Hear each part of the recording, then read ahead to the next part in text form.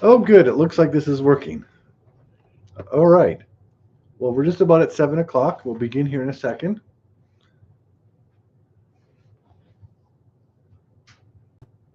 All right. It is now 7 o'clock. Thank you so much for joining me. This is my second time doing this. I did one of these classes the other night and it went pretty good. I'm used to doing these classes in front of a live audience. So it was kind of a little different for me doing it on a computer because I don't get to talk to people. I don't get any feedback. So there is a chat, and if you have any questions, I am monitoring the chat here on my monitor in case anybody has any questions. And the first thing I'm going to do is right now in the chat, I'm going to post a link to the notes for this class because I did take some notes. It's like a little PDF handout you can download and print yourself. Um, and I will be, like I said, looking for any questions that people may have. So I'm Chris Attrell. I live in Southwest Saskatchewan. I've taught this class about 1,000 times all over Western Canada for the last about 7 years. So I don't get out much anymore. So teaching online is something I'm hoping to get good at. So I'm going to start sharing my screen real fast. Perfect. We'll make sure that worked. Yes, it did. So I've been doing night photography now since 2010. I tried earlier, but it never worked out. Nowadays, with every modern mirrorless or digital camera, it's really not that hard anymore. And I'm going to go through making sure you can get in focus and go through your camera settings and know how to do it. Plus, I'm going to give you some clever tips and tricks to make it easier. And at the end, I'm also going to show you how I light up some of the stuff. Like you may notice a lot of the buildings in my photos and stuff have flashlights and lights. So I brought all my kit here with me so that you can check that out too. First thing we're going to talk about though is safety.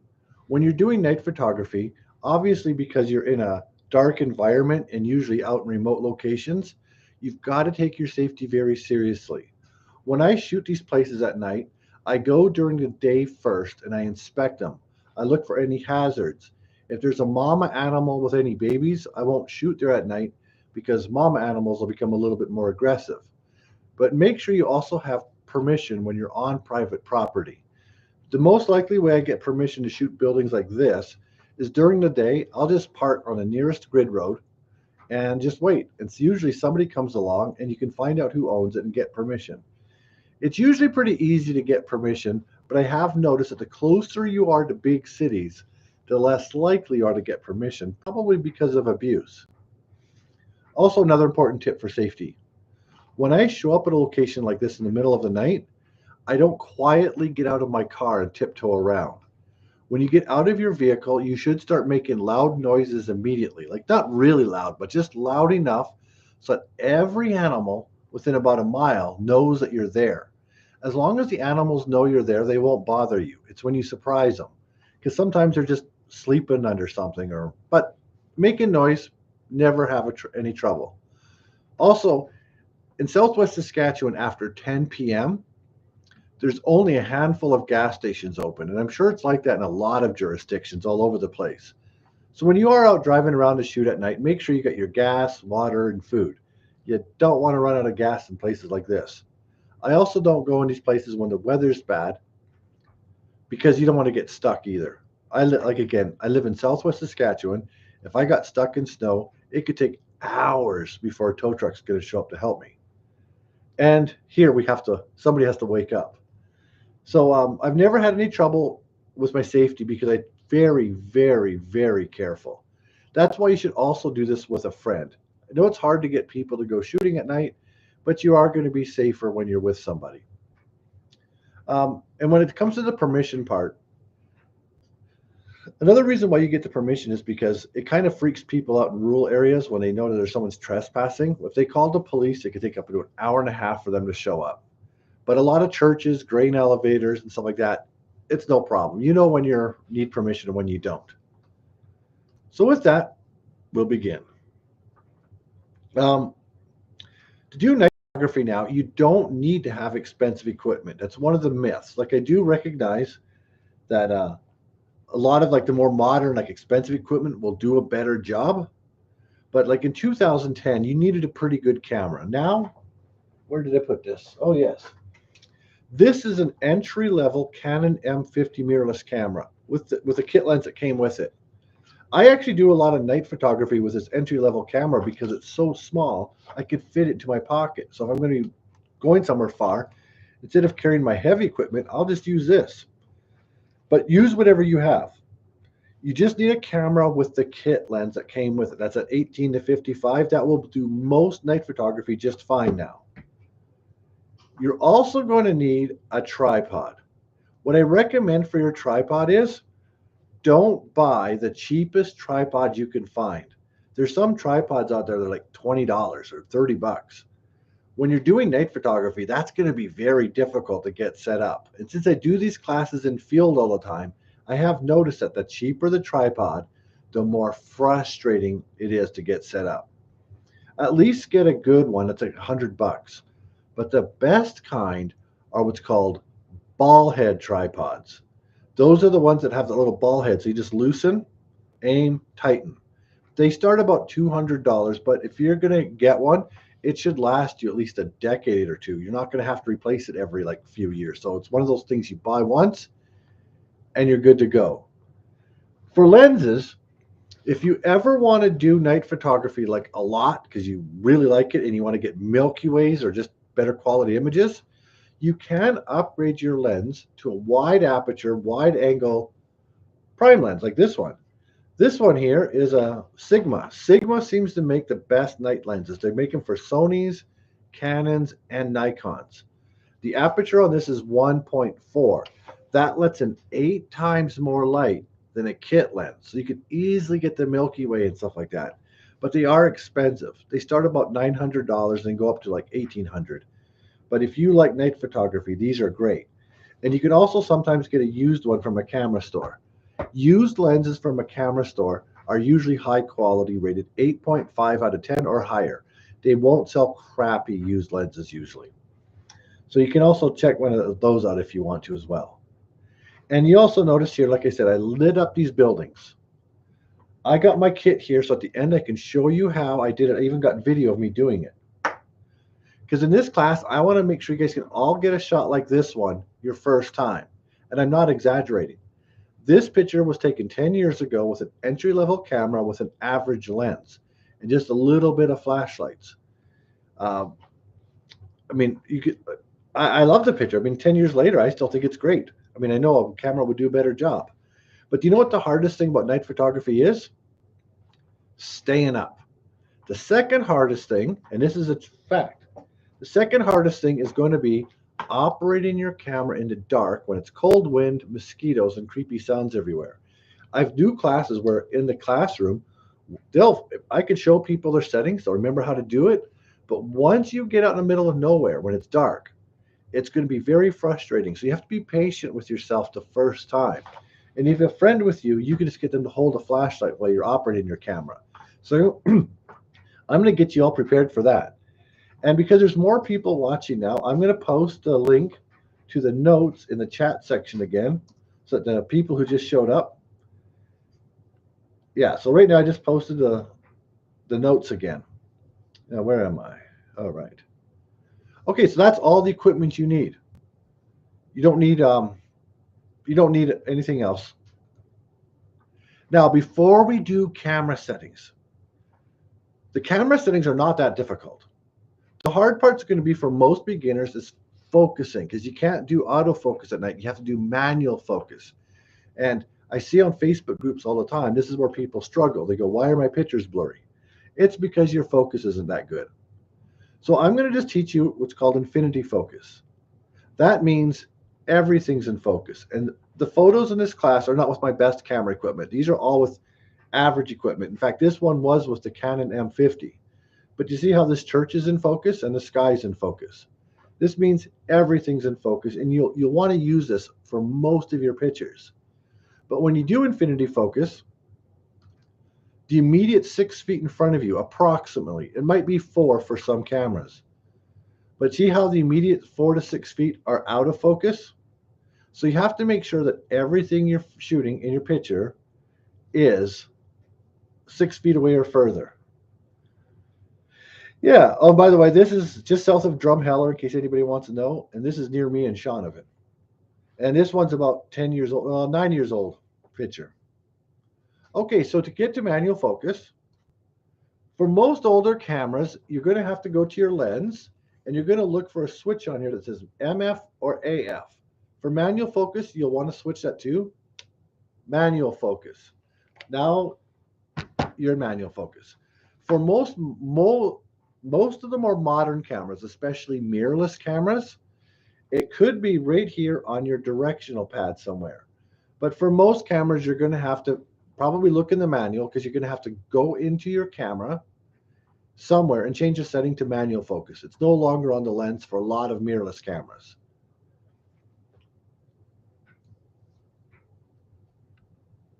That should only take you about 3 to 5 minutes to learn how to do that or less for any camera.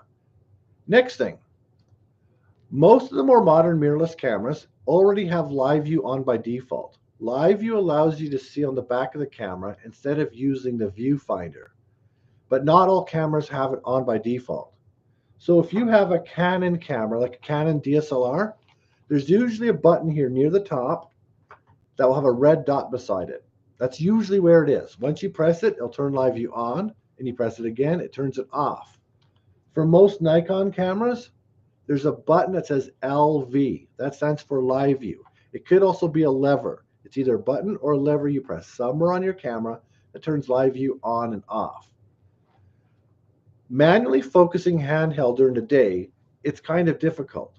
But when your camera's on a stable tripod with live view turned on, it's not that difficult actually. Now you have two rings on most lenses, except for prime lenses. Most cameras have two lenses or two rings. One is for zoom. So for night photography, never zoom in. Always keep your lens wide open to get the most sky. It's also easier to focus. Then your other ring is your focus ring. And for some lenses, it's just right here on the edge. But that will make things go in and out of focus now. Because remember, you have to do this in the dark. So doing it at home where the lights are on at first, as long as you can figure that part out, once you get into the field, you still have to find them. And it's a little harder. All right. So the next thing is, how do you get to infinity focus? If you have one of these expensive prime lenses, there's usually an infinity ring right here in the area where it's giving you the aperture. And so I have to just play with your focus ring until you line up the infinity ring. But most of these expensive lenses, only the expensive lenses have that. Most kit lenses do not. So this is a rule of thumb because there's a mathematical formula for every lens and camera is different. And because you're not going to bring a measuring tape and calculator with you, I'm going to give you the rule of thumb. If you manually focus on something 30 feet away from you or further, you're going to achieve infinity focus if your lens is wide open.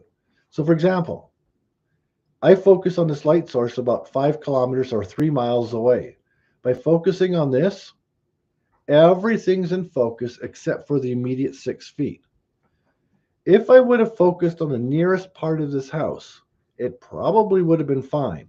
But that's when you start risking, you focus too close, and now the background gets blurry, so the stars may not be sharp.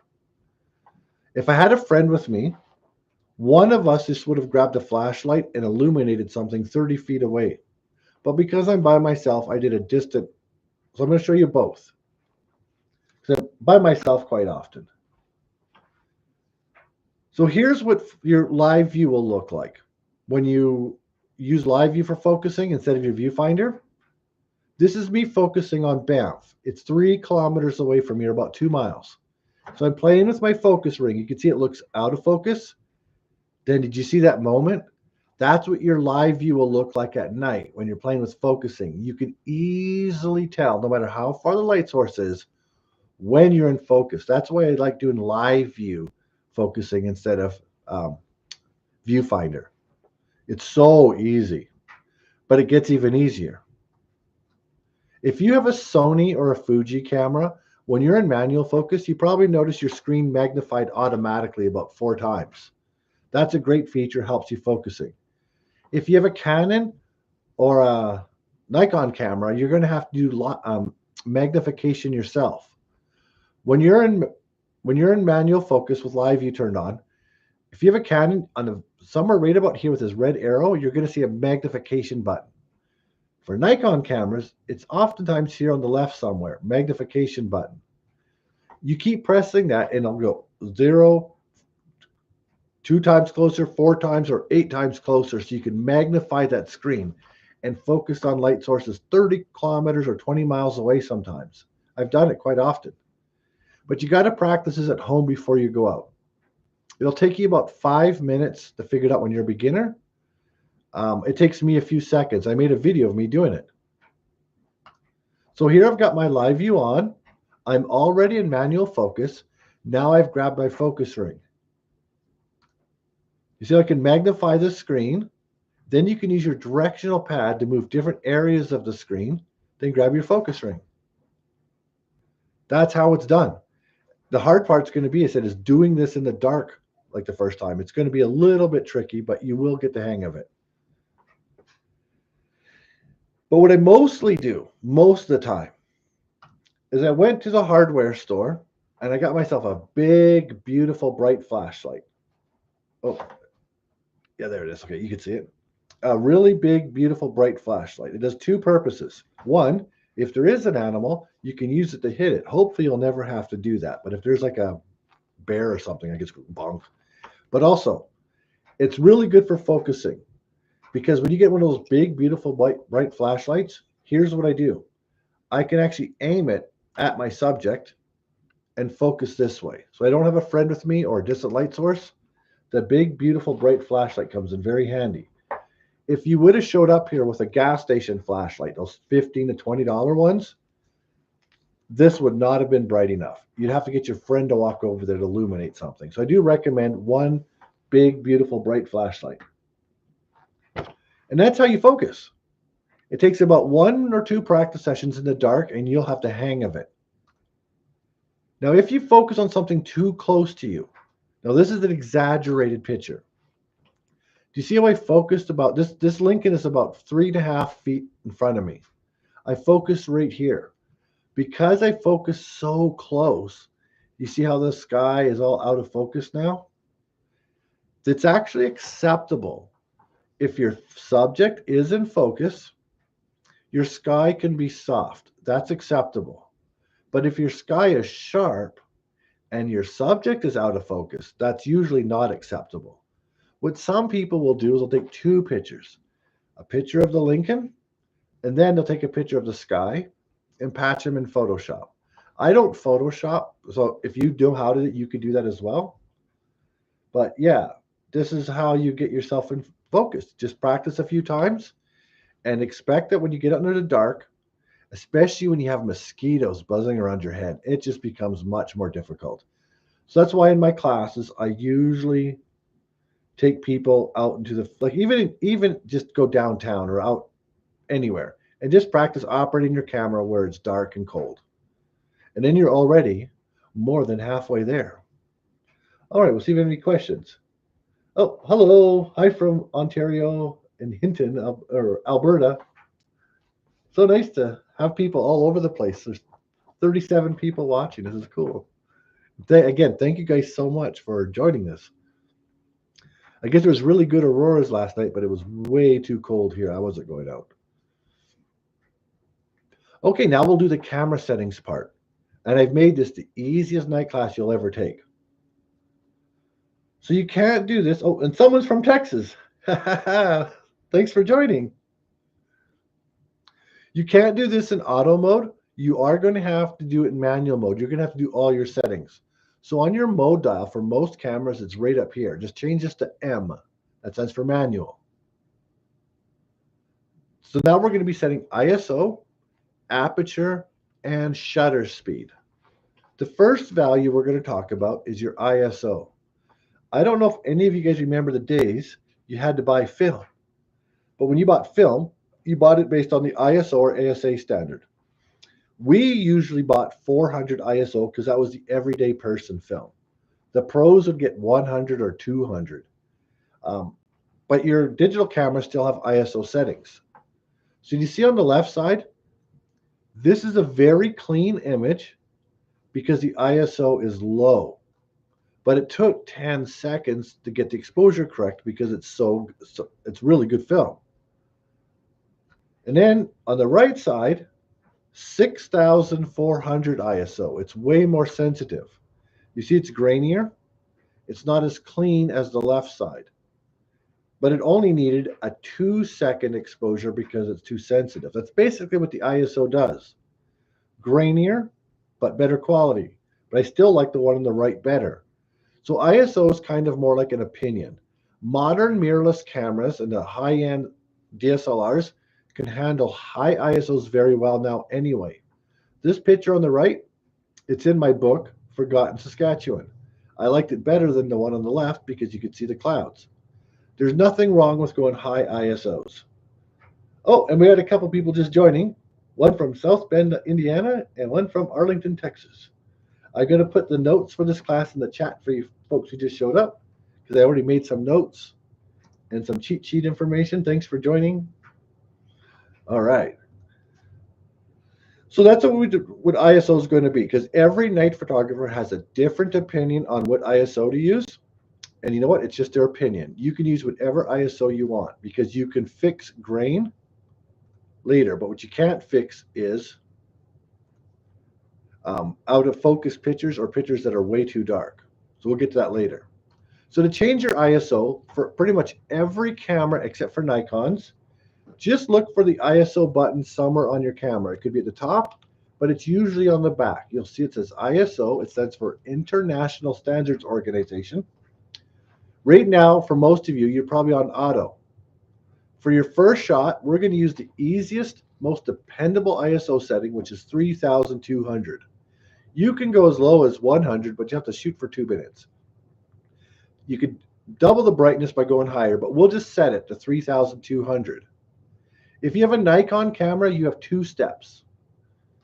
For Nikon cameras, you're going to have to press your menu button first. Then look for the photo shooting menu. That's the green one here on the top of the camera on the left. Under here, one of the options will be called ISO sensitivity settings, and it's probably set to 100, and this is probably turned on.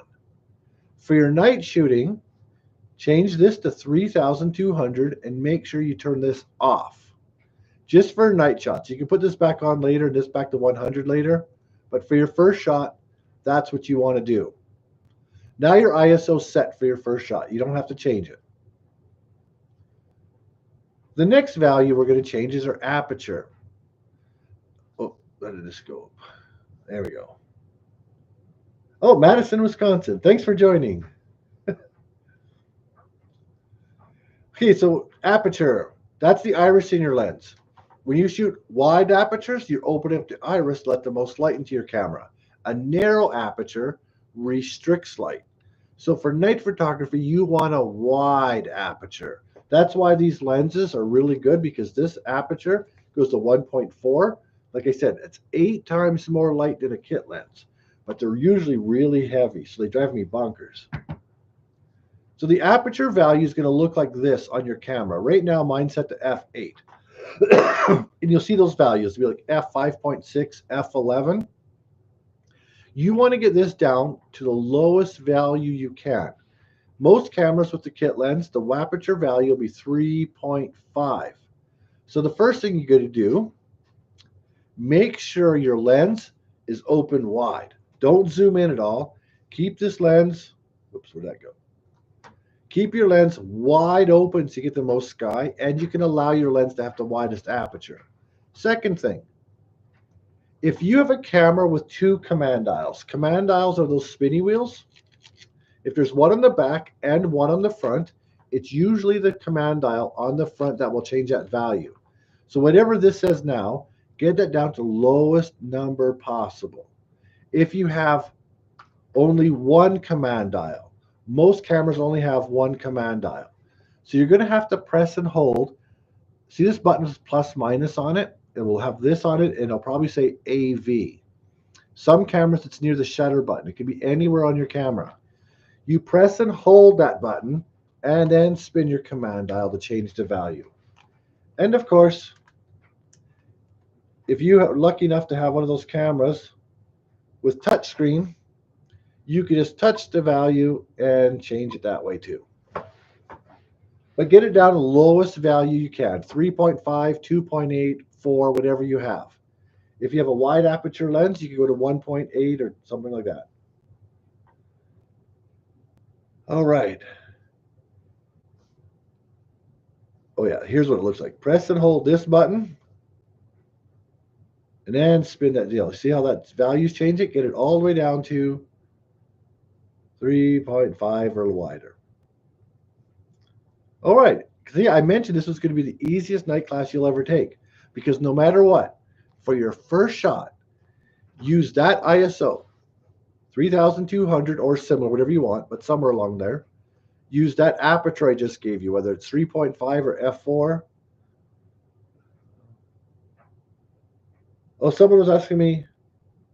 Oh yeah, somebody's asking here about the Canon M50. Yes, this Canon M50, I use this for a lot of night pictures. In fact, I even think this one was shot with the Canon M50. These Canon M50s are great.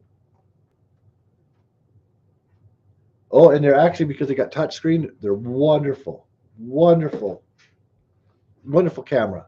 And if you happen to have a Canon M50, they make a 22 millimeter prime lens with an aperture value of f2, and it's a great lens. Okay, so if you keep your settings to this ISO and this aperture for your first shot, you can experiment later with different ISOs and apertures, but just use these ones no matter what, because then the only next value to change is going to be your shutter speed, and that's going to be anywhere from 5 to 30 seconds. That's going to depend on things you can't control, like moon phase, cloud coverage, whether there's snow on the ground or not. But it's going to be anywhere from 5 to 30 seconds. On this night, it is a full moon. There is snow on the ground, so I only needed a 5-second exposure. If there was no moon, no clouds, no snow, we'd probably need the full 30 seconds. So you're going to have to kind of experiment. For example, with those settings I just gave you, ISO 3200, aperture 3.5, the moon phase was 75% this night. So I only needed a 10-second exposure. If I would have shot this at 5 seconds, it would have been too dark. When I shot the full 30 seconds, it was definitely overexposed. So this is what you're going to do. You're going to get your camera set to 30 seconds. Then once you're at 30 seconds, you take a shot. If it's overexposed, your next shot, you'll go 25, take another picture. If it's still overexposed, 20, 15, 13, 10, 8, or 5, until you get the look that you like. To do that, that's what the value probably looks like right now. It probably says 1/125 on the back of your camera. It could be something else, but that's what shutter speeds look like. This is a fraction of a second. This is meant for handheld shots. You want to get to where the inches symbols show up. So I'll show you the video. Spin your command dial. Right now it's at 125. So now the shutter speeds are getting slower and slower. There's half a second. See, that was 1 second, 2 seconds. Go all the way to 30. Now your camera's set up for your first night shot. And it gets even easier. So yeah, you see that here? You're in manual focus. Your ISO is set, your aperture set, and your camera set. You don't have to drive all the way here to the creepy palace to do your camera settings. You could do your camera settings at home with a light on, your manual beside you, and yet your house is heated. Then once you figured out your camera settings, then you drive out here, because all you have to do now is put your camera on a tripod, focus, and then press the shutter button. That's why it's better to do it from home before you drive out here to the middle of nowhere. Now, some of you may have noticed the next shutter speed after 30 inches was called bulb. When you're in bulb, oh yeah, for the lights in the house, I'll be explaining that in a few minutes. I got that at the end, the painting with lights, my favorite part. Once you're in manual mode, just manual mode, whoops, right after 30 seconds, there's a shutter speed that says bulb, B-U-L-B, or it might just say B. That means if you hold the shutter, your camera will take a picture as long as you hold the shutter button down. But no one's going to hold that beyond 30 seconds. It's hard. So they also make what's called a release cable. It's different for every camera, and it plugs in right into the side. So you can hold the release cable. It's got a cable. You can hold it. Sometimes you might need it 1 or 2 minutes if it's pitch dark. Or if you have one of these touch screens, like the Canon M50. Most mirrorless cameras have touch screen. You look for an icon that looks like a camera with a hand on it or just a hand. Once you have touch screen enabled, when you're in bulb mode, you touch the screen to start the exposure, and then it counts down. Then you can come back 2 minutes later if you want to, and gently touch the screen again to end the exposure. So if you need to go beyond 30 seconds, use bulb mode. I love bulb mode on this Canon M50. It's great. And then just do astro landscapes. You don't need night events. You don't need Milky Ways. You don't need auroras. You don't need any night events. Just go and do astro landscapes. Take pictures of stuff you'd see during the day, but shoot them at night. The best auroras I've ever seen happened on nights they weren't even supposed to come out. Like this place. I was just shooting here near Edmonton, and the auroras came out really strong for about 10 minutes, then went away, and that was it for the night. My best shooting stars. But once you know how to just take basic night shots, you don't need a night event all the time. I don't even mind cloudy nights. The only nights I don't like are bright moon nights with overcast, because all your pictures just will end up looking daytime. Okay, and someone just asked me a good question. Whoops. Do I shoot in RAW or JPEG or both? Okay, for daytime stuff, I actually just shoot JPEG because I've never really needed RAW for daytime stuff. I just never do. But at nighttime, I do shoot RAW because dark areas, if you increase the shadows or brightness in editing, you're going to have a better quality image. But if to shoot RAW, you're going to have a program that can edit RAW. There's some free ones, but I use Lightroom.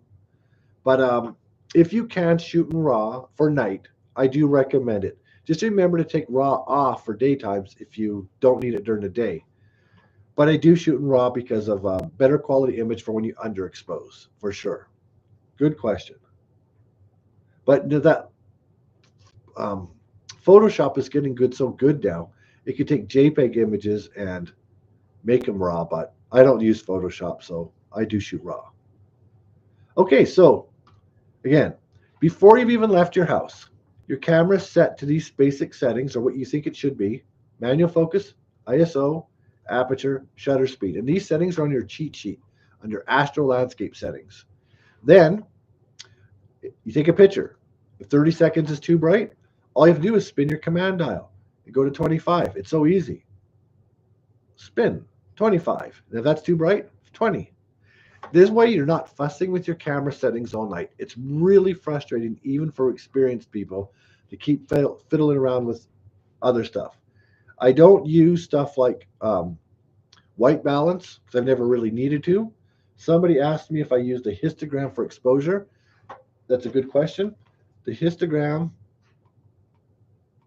let's see, do I even have it on here? Yeah, you probably barely see it, but it's that little squiggly stuff that you could see on the back of your camera sometimes.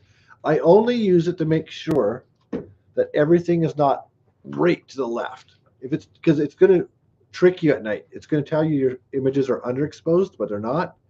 But you can definitely tell if everything is crashed right to the left, which leads me to the next question. The next good point.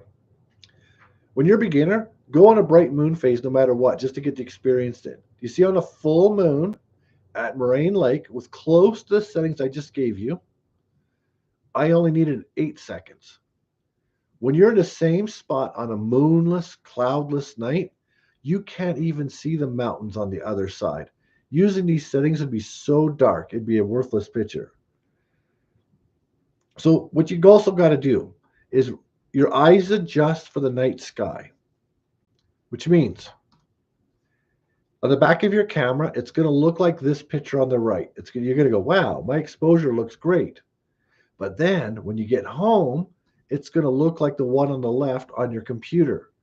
This is just a case of, and this is just an example I just created. It's not what it really looked like. But that's because your eyes have adjusted for the night sky and the back of your camera sometimes is too bright. So the rule of thumb is this: try to overexpose. That way you don't come home and your pictures are too dark. Because if you took the picture on the left, put it in an editing program, and increase the brightness, you're going to see a lot of grain. So to this day, even though I've got like 15 years of experience now, I still try to get three pictures. What I think it should be, one that's a little bit brighter and one that's a lot brighter. So that way, when you come home, you have three to choose from. It does add some time. If you guys ever been shooting at night, you know this: 30 seconds at night lasts twice as long as 30 seconds during the day. So it does seem like you're out there for a long time shooting this or shooting, all these pictures, but it's worth it. So these settings and tips are on that handout. I'm going to put it in the chat one more time in case somebody new showed up again. The notes for this class. Plus, this video will still be on YouTube even once it's done. I think it stays on there for good under my live videos. There's also a cheat sheet in there for Milky Ways. These are different. It's one of my favorite things to shoot is Milky Ways. Peak Milky Way in the northern hemisphere is like end of April till beginning of October. May is my favorite month. And I think this year the peak night will be May 26th because it's a new moon. The galactic core is on the east, the southeast sky, and it's so nice. But you probably will have to upgrade your lens because you have to shoot a full 25 seconds, a higher ISO, and usually f2. But I love the Milky Ways. Oh, yeah, and you have to be far from a big city. Where I live in Shaunavon, Saskatchewan, we got Great Falls, Montana is 3.5 hours that way. Regina's 3.5 hours that way. And Medicine Hat's 2. We're in the middle of nowhere. We're in a dark sky area. Like it's super dark here. So I could easily shoot that. But you have to get at least 2 hours away from a big city most cases. Also on your cheat sheet, in case you live in an area that's prone to auroras. In Shaunavon, we're so close to Montana that we don't get them as often as like Saskatoon does. But if you do get real auroras, that's when you can see them moving. If you can see them moving, on my cheat sheet, I put 5 seconds, but you can shoot anywhere from 2 to 10. Anything beyond 10 seconds, you'll just see a green blob. But if you shoot 5 seconds, you'll see the movement in the auroras. That's what makes them look exciting pictures. So even if you have to increase your ISO, try to just shoot 5 seconds. If it's a green, if you just have weak auroras, just shoot to 30 seconds. At least you have something that way. Also, as you know, the auroras are in the north, but in the last year, we've had so many amazing aurora storms that we probably are in Aurora Max, which means hopefully it'll continue through winter and into fall. I was in Boise City, Oklahoma last November, and I saw that the auroras were going to be out like a year ago, November. I think that's what it was. Yeah, but I thought, oh, there's no way you're going to see them in Boise City, Oklahoma. So I went to bed. And then I saw people were posting them from even further south, so I should have gone out. But they don't see them like we see them in Saskatchewan. Very different. Okay, so before we do painting with light, there's 3 things you should do when it's time to go home. And take this advice. Believe me, you'll be glad one day. First thing you do, collect all your stuff. You know when it's dark out? If you can't see it, you're going to forget it. You'll leave your camera bag, your coffee mug, your dog.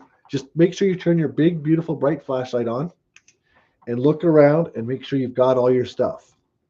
Second thing, and we'll do this right now. Before you go home, put your lens back to autofocus, however it was, because if you don't do this now, you'll forget, and tomorrow you'll be shooting out of focus. So put your lens back to autofocus. And third, before you go home, let's put our ISO back to where you had it. Don't leave it at 3,200 because that's too high for daytime pictures. So if you're an auto ISO person, just press your ISO button and put it back to auto. For you Nikon people, remember the 2 steps: menu, photo shooting menu, ISO settings, and then 100 and turn auto ISO back to off. You'll really, really be glad one day that you did that, because I've done that before where my ISO was set too high My lens is in manual focus. It's a terrible thing to experience. Yes, and somebody just pointed out the aurora forecast is great for tonight in Canada, and probably even a little bit further south because it was really, really powerful in the middle of the night. The aurora forecast, which means even tonight, I'll just quickly look at my aurora app. But where I live in Shaunavon, it's way too cold and there's snow on all the roads. I don't want to get stuck on them, so I'm not going. I live in the middle of nowhere, like literally. Well, it looks okay for tonight. Yeah. But you know what? The best auroras I've ever seen happened on nights when they weren't supposed to come out. Okay, so we'll finish off with some painting with light. And we are ahead of schedule by about 10 minutes, but that's not unusual because I usually have a room full of people and I'm just talking to a computer right now. um, Again, this is a 10-year-old picture with an average camera, average lens, and a crappy flashlight. I had a friend with me who was supposed to help me. She was going to light the inside while I'm taking pictures. But some people, it turns out, don't like the night sky. I love the night sky. I find it very peaceful and satisfying. It's really hypnotic. I love it. This girl, as soon as it got dark, it was terrifying. She went home. So I'll tell you what the hippie was supposed to do and what I had to do because I had no hippie. So first, we'll talk about the outside. Nowadays, I have 3 flashlights. I have a really big one, I have a middle one, and I have a small one. This one's like a $10 flashlight from the drugstore. I got this one because it's got a focus beam. You can focus in wide. Really handy. Got normal $20 flashlight from the gas station and the big one. So I used the big one for focusing. Mostly that's it. Back in these days, I just had a crappy flashlight. So you see how the outside of that building's lit? 3 things are going to depend on how much light you put on the building. One, of course, is going to be how bright your flashlight is. Second thing, how close or far away you are from the building is going to make a difference. And what the material's made out of. White painted churches don't need nearly as much light as deadwood buildings like this one you see right now. So you kind of have to experiment. It's going to take you a few shots just to kind of get a feel for how much light to put on. Sometimes it's 2 seconds, sometimes it's 10 or 12 seconds. Because I had a bad flashlight these days, I actually had to get closer to the building to light it because lighting too far away, you couldn't even tell. So when I took this picture, it's about 12 tries. I walked halfway towards that house, a little bit to my right, and I actually walked through the exposure, lighting the house as I'm going by. You don't see me because as long as you keep moving, you don't light yourself, and don't let the camera see the flashlight, you can't even tell you're there. I mean, you don't have to wear like totally dark. Just don't wear like white, fluorescent colors, too bright, because sometimes you might see. If I would have stood still for like 2 or 3 seconds, just froze there, you would see like the silhouette of me. But it's not uncommon that I'm in my own exposure. So I walked halfway towards the house, then I started walking across, lightening it up as I'm going by. Second, to prevent hot spotting. Hot spotting is when you see that little circle in the center, like my hand. Hot spotting is not what you want to do. So I'm always shaking the flashlight as I'm going by. That prevents hot spotting because you don't want to obviously see that center beam in the center. Second, this is a third. This is the most important. Most night photographers that I see who do painting with light in the last 10 years do flat lighting. Flat lighting is when you have the beam aimed directly at the building that you're shooting. Even as I'm walking by this building, my flashlight's at an angle. So I'm shaking it, and keeping my flashlight at an angle towards the building. That's why you can see all the details in the building. Flat lighting will fill in all the shadows. Keeping the flashlight at an angle, you see all the details. So even if I did not want to be in the exposure, I would have walked 25 feet to my left or to my right, and I would have lit the house at an angle, not from behind the camera. And I got a better example to show up. That's why even these old photos with an average camera, average lens, with a great subject, with great lighting, you can still make magic. Now for the inside, Originally, my friend was going to be in there. We had a flashlight and we taped some yellow cellophane wrap. She was going to go on and off as I was outside taking pictures, and she was going to go downstairs, but she went home. I'm not going into the attic of a creepy abandoned farmhouse in the middle of the night by myself. So that was when I started using these tea lights. These are like 12 for $9. You can pretty much get them at any Walmart sells them, Dollar General sells them, bargain store. They all have them, 12 for $9. So I took one of these and I just lobbed it in the window. So even if I couldn't put a hippie in the attic, I still use these because the thing is they're like 75 cents each. So if you have to throw one in there, you're not going to go back inside and get it and risk your safety. And sometimes you put them in houses and at nighttime, it's so easy to forget you left lights in buildings. If you lose a 75-cent light, you're not going to feel bad. Had I put a $150 Lume Cube light in there, I probably would have felt bad about it. But yeah, I use those tea lights most of the time. Sometimes you need two. All right.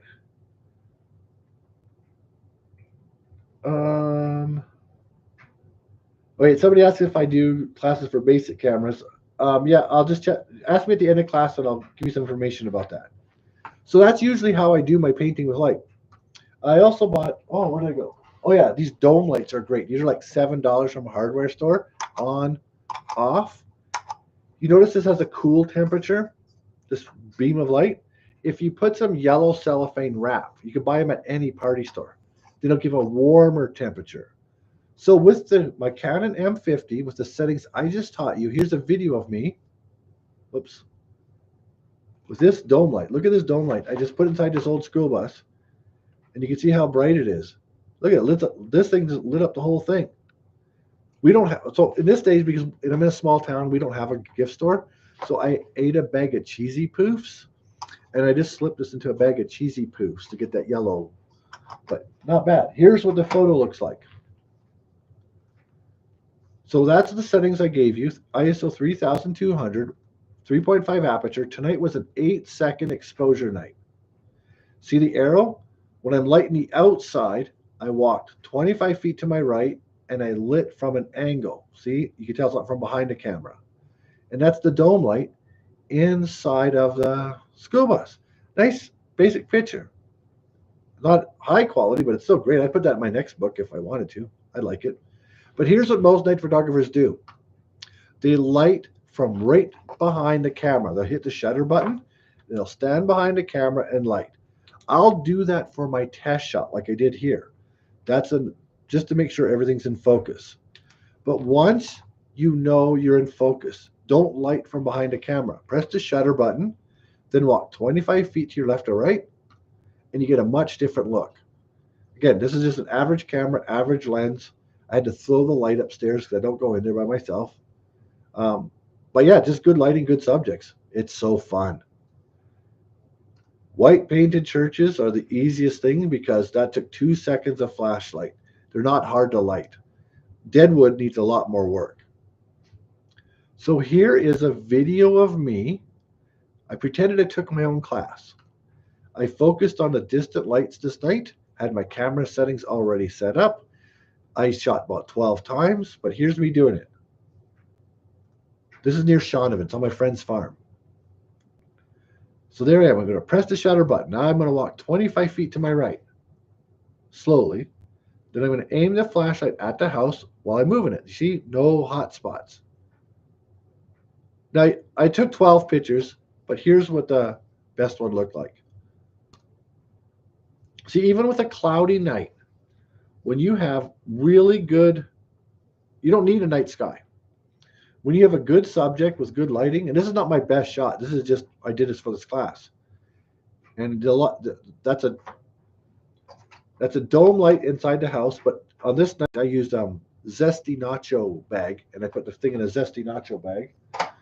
But yeah, not bad. That's what you want to do with painting with light. Just don't light from behind. You don't have to have expensive equipment, and you can do it with anything. It's so fun. Even the cover of my last book, the Grain Elevator book, if you notice, it's kind of a grainy image. That's because this was a test shot with a high ISO. I put my drone, you know, there's some drones that have that light on the bottom. So I flew the drone over the grain elevator aiming down. And my book publisher thought it's so cool. But you know what? It's because of the lighting. Technically, this is a terrible picture, but it is a cool. I like the way it's lit. It does look cool, doesn't it? By the way, you could. It's hard to land a drone at night, so don't fly your drone at night unless you know what you're doing. I crashed it. So also, when you're doing painting with light, before you start painting with light, when you're walking around, turn your flashlight on your bright one and look at the ground and make sure you've inspected the ground while you're walking. Because if you don't, when you trip at night, you get a picture of yourself. See, that's me. I didn't find a hazard. You trip over it. So you make sure you use your flashlight and you walk around and check all your spots because you don't want to get hurt doing this. That's why it's also better to have a friend with you. You know, you get your friends, you take turns. Like me and my friend, we used to take turns. One would light, one would shoot, go back and forth, and it worked out great. Once you get more than 4 people, there's too many. So try to keep it at 2, 3, or 4 people, 5 maybe. But I've done this with 8 people before in a class. That was just too many. There's always flashlights going on somewhere. By the way, if you enjoyed this class, I hope you'll subscribe. But that is my YouTube channel there, Chris Attrell. I will stick around here as long as you still have questions and stuff like that. But that pretty much is the class. And you can tell me in the chat too where you watched from if you haven't already. But yeah, if anybody has any questions here, we're 10 minutes ahead of schedule. But I really hope you guys enjoyed that. And I thank you so much. I love teaching the class, but I just don't get out as much anymore. So yes, thank you. Oh, and somebody asked about classes for basic camera. I don't know if you're talking about night classes, but the Nikon Coolpix 500 should have the same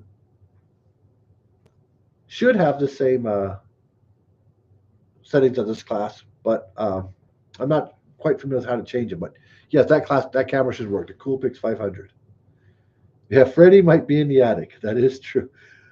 And actually, sometimes you hear sounds coming from the attic. It's usually like a raccoon or a mouse, but at nighttime, it sounds like a great big monster. Your senses sort of heighten at night.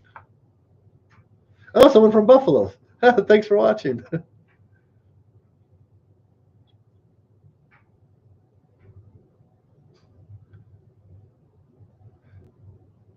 Oh, somebody asked if I use portable powered battery lights or maybe a light that uses a power pack. Yes, I did one time have a light stand that required a battery pack or you could plug it in. But because I live in Southwest Saskatchewan, it's so windy here that it blew over once and wrecked the bulb, and I've never used it since. But I know people who have used it. They love it. They love lume cubes.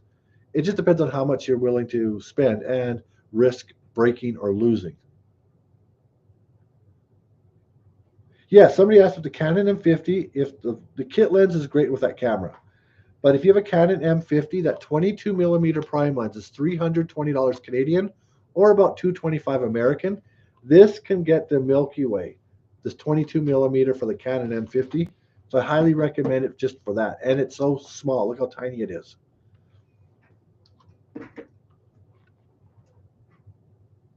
Oh, good. Yes. I'm glad you subscribed. And yes, an old abandoned boat nearby. You'll love night photography with old boats. And somebody asked if this is a long exposure light painting tutorial. Yes, it is. Oh, right. Someone's from south of Lethbridge. I've shooting there at night a long times too. And Trenton, Ontario. Happy New Year. Oh, and someone from Minneapolis watching my Montana. I love ghost towns. I'm going all over the States now, all over Canada and the States looking at ghost towns. I just love it. And my mom lives in Columbus, Ohio, so I'll be going West Virginia and Ohio next.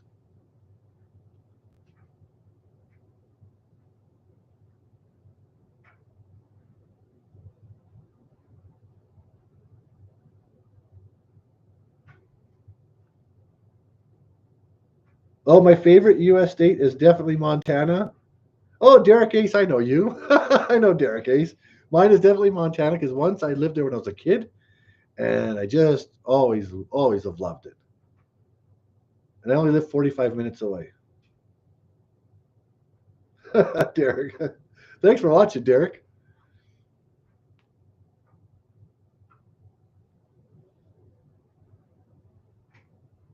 All right, well, I know it's probably very unlikely that anyone's ever going to be in Shaunavon, but if you're ever around Shaunavon and you want to go shooting some abandons, just let me know and see if I'm around. And just in case somebody forgot, I'm going to post once again the notes for this class in the chat in case somebody wants to grab it again. Yeah, the someone was supposed about those spots in Montana. Yeah, I want to be able to go Montana shooting at night, but there you need bear spray or a friend because they got lots of bears.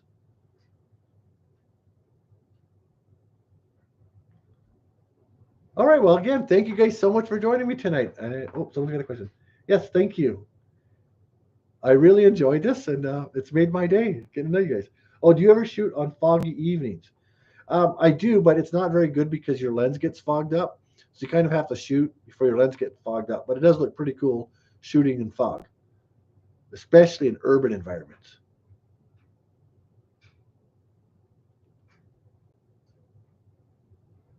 And again, this class will be saved on my YouTube channel in case you want to watch it again. Somebody asked how I knew about Mildred, Montana. I just followed the old Milwaukee Road towns, and I checked them all out mostly, except for the ones you couldn't get to.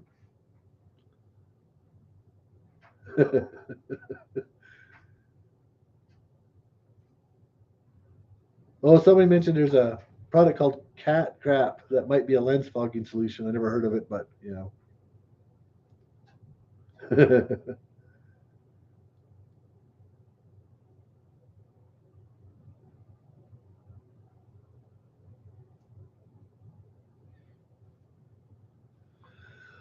All right then. Well, again, thank you very much, and good luck with your night shooting. Oh, has somebody asked if I've been to Arena, North Dakota? Yes, just in August. I just finally made it there. I went to North Dakota, all of it. It was great.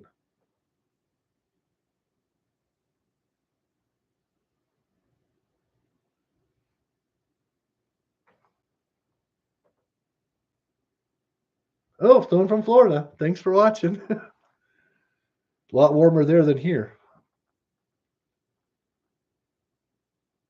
Somebody asked how landscape photographers make money. It's actually very hard to do now. The only way to really make money, I think, is books. Um, yeah, I mean, I did a whole gallery show in Banff, Canmore, and I think I lost money on that. It's really hard nowadays to make money as a landscape photographer now. But there are book publishers. If you have a really interesting subject, they'll still make books. Oh, somebody asked if I photograph from drones. Did you know I actually got a night shot with a drone once? I got a 4-second exposure at night on a calm down. But on my YouTube channel, I have a video about how to do portraits with drones. And that's about all I do now. I don't really do many pictures with drones anymore. I just don't know why. I just don't enjoy it. Do I have my own pieces in my house? Yeah, like these two pictures behind me. They're my pictures. I have a few of them. Most of the reason I have so many pictures in my own house is because you print them for gallery showings, and then people just don't buy them. It's just weird. But the books sell like crazy. Um, yeah.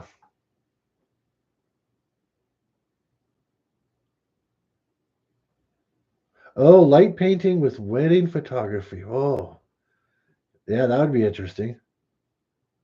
I've never thought of that. Nobody gets married where I live. That would be neat. It's hard though to do painting with light involved with people because it's hard for people to hold still. I did night shots with a hippie once, and she was really, really good at holding still. Oh, sorry, cat. Oh, hold on. I'm almost done.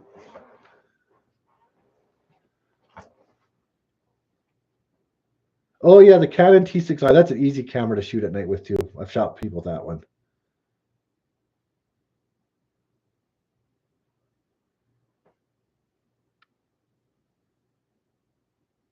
Oh, someone's got the R6 Mark II. Yeah, you're gonna love that one. You could also save your night settings somehow. I don't remember how, but you could save your settings so you can just have use U3 could be your night shot settings already there. Great camera.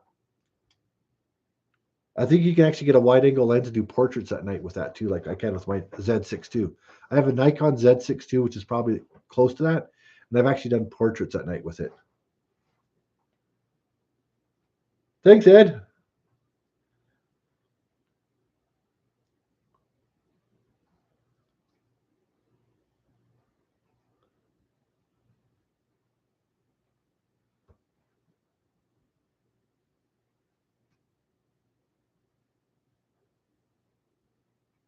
All right, well, thank you very much, everybody. Have yourself a.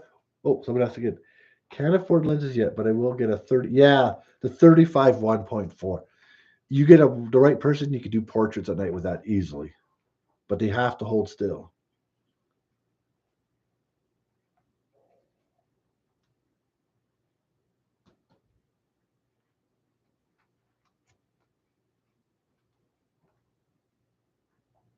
What brand glass do I prefer? I actually love the Sigma. I really, really do. They make great quality products. I try to get Sigma whenever I can, but I know they're expensive. Oh, thanks, Vernon. South Africa. Thanks for watching and enjoying and participating.